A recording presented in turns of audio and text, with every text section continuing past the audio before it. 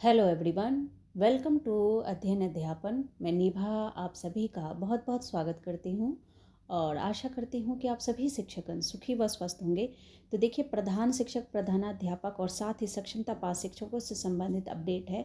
तो इस वीडियो के अंतर्गत हम जानने वाले हैं कि प्रधान शिक्षक, प्रधानाध्यापक के वेरिफिकेशन के लिए शेड्यूल वेबसाइट पर जारी किया गया है और मोबाइल पर एसएमएस आएगा कि नहीं, क्योंकि आपका जो स्लॉट जारी किया जाएगा तो वो मोबाइल पर मैसेज आएगा या नहीं आएगा, इसके बारे में जानेंगे। इसके अलावा सक्षमता पास शिक्षक हो, प्रधान शिक्षक हो, प्रधानाध्यापक हो या फिर बीपीएससी से बहाल शिक्षक हो जिनका ट्रांसफ़र पोस्टिंग जो है अभी रुका हुआ है, क्योंकि आपको पता है विशेष समस्याग्रस्त वाले शिक्षकों की पोस्टिंग यहाँ पर स्थानांतरण के लिए आवेदन लिया जा रहा है। तो बाकी शिक्षकों से आवेदन कब लिया जाएगा, क्या इनका ट्रांसफ़र होगा कि नहीं होगा, वो भी हम लोग इस वीडियो के अंतर्गत जानने वाले हैं। तो यहाँ पर अगर आप प्रधान शिक्षक, प्रधानाध्यापक या सक्षमता पास शिक्षक हैं तो इस चैनल को सब्सक्राइब जरूर कीजिए, क्योंकि इस पर आपको सभी और सही अपडेट दिए जाते हैं। तो ये आदेश जारी किया गया है शिक्षा विभाग द्वारा। तो इसमें देखते हैं क्या कुछ इन्होंने बताया है। प्रधान शिक्षक हो, प्रधानाध्यापक हो, दोनों के लिए ही है यहाँ पर।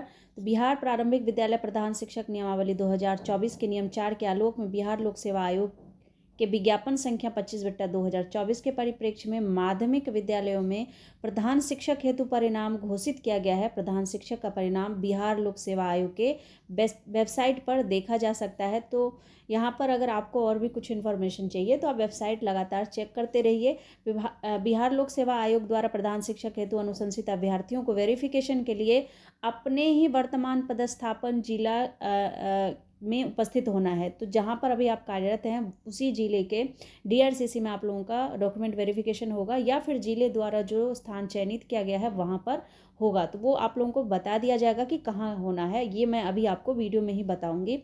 सभी अनुशंसित प्रधान शिक्षक का वेरिफिकेशन उनके वर्तमान पदस्थापन जिला के डीआरसीसी अथवा जिला द्वारा चयनित स्थल पर किया जाएगा। वेरिफिकेशन के लिए तिथि एवं स्लॉट, यहाँ पर टाइम स्लॉट का निर्धारण मुख्यालय स्तर से किया जाएगा। तो ये जो स्लॉट का निर्धारण है ना, अभी नहीं हुआ है। ये आपको ये स्लॉट कितने बजे से कितने बजे तक होगा ये पूरा बताया गया है, लेकिन जो आपका यहाँ पर स्लॉट बताया जाएगा, आपको कितने बजे पहुँचना है, कौन से स्लॉट में पहुँचना है, ये आपको मोबाइल पर बताया जाएगा और साथ ही वेबसाइट पर बताया जाएगा। वो आप कैसे देखेंगे वो भी मैं आपको बताऊँगी।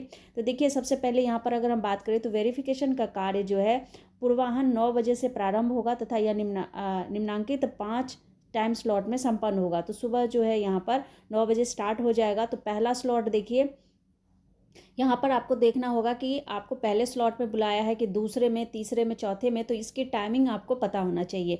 तो अगर पहले स्लॉट की बात करें तो 9 बजे से लेकर 10:30 बजे तक होगा। सेकेंड स्लॉट अगर आपको मिलता है तो 10:30 से 12 बजे तक होगा। तीसरा स्लॉट अगर मिलता है तो दोपहर के 12 बजे से लेकर दोपहर के 1:30 बजे तक आप लोगों का ये स्लॉट निर्धारित किया गया है। अगर आपका चौथे स्लॉट में आपको बुलाया जाता है तो 2 बजे से लेकर, यानी दोपहर 2 बजे से लेकर दोपहर के 3:30 बजे तक आप लोगों का ये टाइम दिया गया है। पाँचवा स्लॉट 3:30 बजे से 5 बजे तक होगा। तो इसी स्लॉट जो टाइमिंग आपके लिए बताया गया है उसी टाइमिंग में जाइएगा। अदरवाइज इनको कुछ ना कुछ इशू चाहिए। अगर आपका कहीं से कोई भी कुछ भी थोड़ा सा मिस्टेक होगा तो हो सकता है कि यहाँ पर आप लोगों को बोल दे कि अगली बार आइए, यानी काउंसलिंग दोबारा से जब डेट जारी किया जाएगा तब आइए। तो इसीलिए अपनी तरफ से कोई भूल नहीं करना है, क्योंकि सक्षमता पास शिक्षकों के साथ बहुत सारी समस्याएं देखने को मिली थी।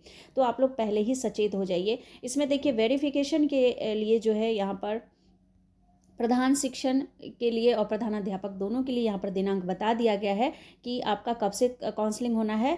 9 दिसंबर से लेकर के 13 दिसंबर तक होना है प्रधान शिक्षक के लिए। और वहीं प्रधानाध्यापक की बात करें तो 12 दिसंबर से 13 दिसंबर, 12 और 13 दिसंबर आप लोगों का होना है। तो आप ये अपना डेट याद रख लीजिए। और इसके बाद यहाँ पर कुछ अनुदेश जो है दिया गया है, और इसमें आपको ये देखिए कैसे पता चलेगा। तो किस अभ्यर्थी को किस स्लॉट तिथि की वेरिफिकेशन हेतु उपस्थित होना है, इसका निर्धारण मुख्यालय स्तर से किया जाएगा तथा यह विभागीय वेबसाइट पर उपलब्ध होगा। साथ ही इसकी सूचना संबंधित अभ्यर्थी को एसएमएस के माध्यम से दी जाएगी। तो जो आपका मोबाइल नंबर है, जो आपने रजिस्ट्रेशन मोबाइल नंबर दिया होगा, यानी जब आपने फॉर्म भरा होगा जिस पर आपका ओटीपी आया होगा, वही मोबाइल नंबर, उसी पर आपको एसएमएस दिया जाएगा। तो अपना एसएमएस चेक करते रहिए, ये आपके अपने फ़ोन नंबर पे आ जाएगा। अगर आपको कोई दिक्कत हो तो आप वेबसाइट पर भी जाकर पता कर सकते हैं। वेबसाइट पर जाकर चेक कर लेंगे। आपको कब करना है वो मैं आपको अपडेट दे दूंगी। तो तिथिवार एवं स्लॉटवार अनुशंसित प्रधान शिक्षक, प्रधानाध्यापक की सूची शिक्षा विभाग के वेबसाइट पर अपलोड की जाएगी। तो आपको वेबसाइट, बीपीएससी की वेबसाइट पर चेक करते रहना है, तो आपको किसी से पूछने की ज़रूरत नहीं पड़ेगी। इसके बाद देखिए, वेरिफिकेशन हेतु कोई हड़बड़ी एवं आपाधापी ना करें। वेरिफिकेशन की तिथि का अनुशंसित अभ्यर्थियों की वरीयता से कोई संबंध नहीं है, यानी वरीयता से यहाँ पर कोई संबंध नहीं है, ये आप क्लियर कर लीजिए।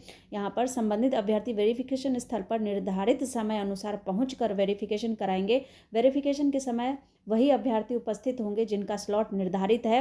आपको जिस स्लॉट में बुलाया है आप उसी स्लॉट में जाएंगे। अगर आपका स्लॉट दूसरा है और आप किसी दूसरे स्लॉट में पहुंच गए तो फिर आपका यहाँ पर काउंसलिंग नहीं होगा। फिर देखिए 5 नंबर को पढ़िए। टाइम स्लॉट के अनुसार काउंटर पर अभ्यर्थी का नाम खुलेगा। आपको क्या है, काउंटर पर यहाँ पर लाइन लगाना होगा जहाँ पर आपका नाम खुलेगा। वेरिफिकेशन स्थल पर अभ्यर्थी अपने आधार कार्ड क्या क्या लेके जाना है, आप ध्यान दीजिए।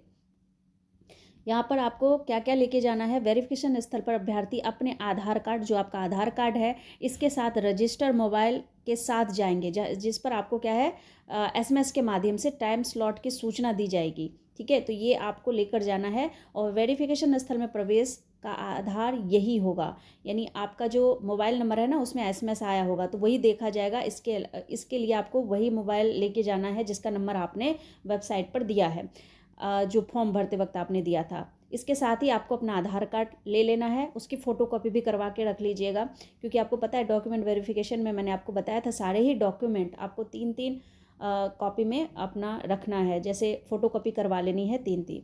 वेरिफिकेशन में भाग लेने वाले शिक्षक अभ्यर्थी 1 दिन के लिए ऑफिशियल ड्यूटी पर माने जाएंगे। तो ये आपकी ऑफिशियल ड्यूटी में होगी, यहाँ पर आपकी छुट्टी नहीं होने वाली है, छुट्टी कटने वाली नहीं है।